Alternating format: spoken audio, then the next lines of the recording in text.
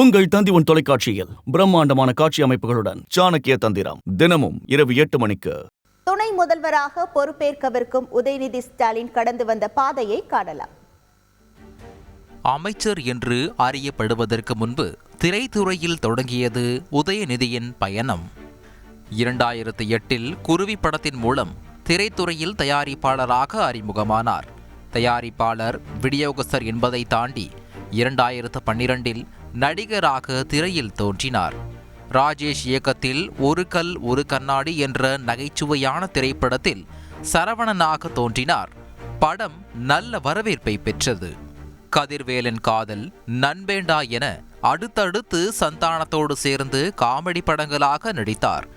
பின்னர் ஆக்ஷன் கதைக்களம் என மனிதன், சரவணன் இருக்க பயமேன், இப்படை வெல்லும், நிமிர், சைக்கோ, நெஞ்சுக்கு நீதி, கழக தலைவன், மாமன்னன் என அதிரடி படங்களில் நடித்தார். சினிமா மட்டுமே போதும், அரசியல் எனக்கு தேவையில்லை, நான் அரசியலுக்கு வரமாட்டேன் என்று 2018 ஆண்டு வரை கூறி வந்தவர் 2019 ஆண்டு நடைபெற்ற நாடாளுமன்ற தேர்தலில் திமுக கூட்டணி கட்சி வேட்பாளர்களை ஆதரித்து தமிழகம் முழுவதும் பிரச்சாரம் செய்தார். அரசியல் பணிகளில் தீவிரம் காட்டத் தொடங்கியவரை 2019 ஆண்டு இளைஞரணி செயலாளராக நியமித்தது திமுக. 2019 மக்களவைத் தேர்தல், 2021 சட்டப்பேரவை தேர்தலில் திமுகவுக்காக தீவிர பிரச்சாரத்தில் ஈடுபட்டார் உதயநிதி ஸ்டாலின். மாறி வரும் தலைமுறைகளுக்கு ஏற்ப தனது பிரச்சாரத்தில் தனித்துவமான பாணியை மேற்கொள்ள தொடங்கினார் உதயநிதி. 2021 திமுக ஆட்சியை பிடித்தபோது சேப்பாக்கம் திருவல்லிக்கேணி தொகுதியில் வென்று எம்எல்ஏ ஆனார். உதயநிதி அமைச்சராக வேண்டும் என்ற கோரிக்கை தீர்மானங்களுக்கு பாசிட்டிவ் பதிலாக 2022 டிசம்பரில் தமிழக இளைஞர் நலன் மற்றும் விளையாட்டுத்துறை அமைச்சரானார். இந்திய அரசியலமைப்பின்பால் உண்மையான நம்பிக்கையும் மாறா பற்றையும் கொண்டிருப்பேன் என்றும், இந்திய நாட்டின் ஒப்பில்லாத முழுமுதல் ஆட்சியையும் ஒருமையையும் நிலைநிறுத்துவேன் என்றும், தமிழ்நாட்டு அரசின் அமைச்சராக உண்மையாகவும் உளச்சான்றின்படியும் என் கடமைகளை நிறைவேற்றும். இதைத் தொடர்ந்து 2024 நாடாளுமன்ற தேர்தல் பணிகளை திமுக தொடங்கிய போதே துணை முதலமைச்சர் ஆவாரா உதயநிதி ஸ்டாலின் என்று கேள்வி எழுந்தது.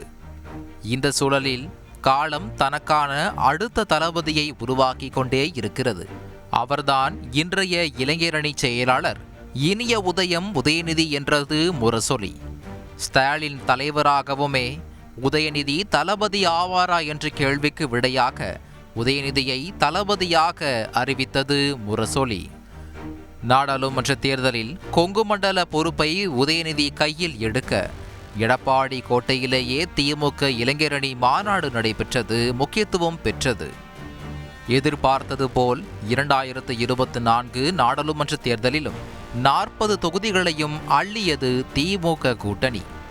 வெற்றியை தொடர்ந்து உதயநிதிக்கு துணை முதல்வர் பொறுப்பு என்ற பேச்சு அடிபட்டது. முதலமைச்சர் அமர்ந்திருந்த மேடையிலேயே எங்கள் துணை முதல்வர் உதய் என்றார் அன்பில் மகேஷ்.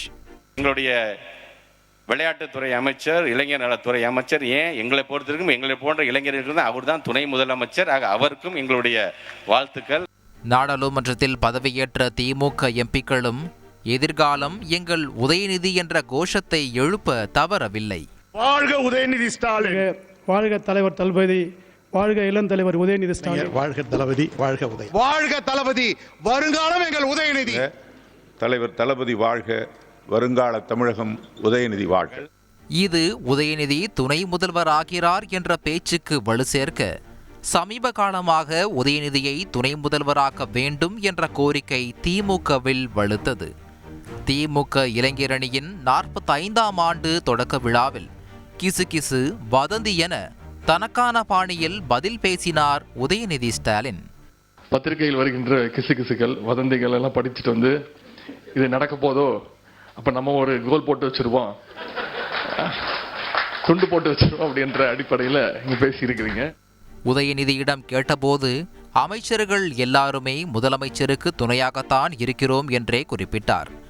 முதலமைச்சரிடமே கேட்க வேண்டும் என பலரும் செல்ல மாற்றம் இருக்கும், ஏமாற்றம் இருக்காது என்றார் முதலமைச்சர் மு.க. ஸ்டாலின். அதன்படியே துணை முதலமைச்சராகிறார் உதயநிதி ஸ்டாலின். முதல்வர் ஸ்டாலினும் துணை முதல்வராக இருந்தவர். இப்போது அவரது வழியில் உதயநிதி பயணமும் தொடங்கியிருக்கிறது. துணை முதல்வர் உதயநிதி ஸ்டாலின் என்ற தருணத்தை திமுகவினர் கொண்டாடி மகிழ்கிறார்கள். உங்கள் தந்தி1 தொலைக்காட்சியில் பிரம்மாண்டமான காட்சி அமைப்புகளுடன் சாணக்கிய தந்திரம் தினமும் இரவு 8 மணிக்கு.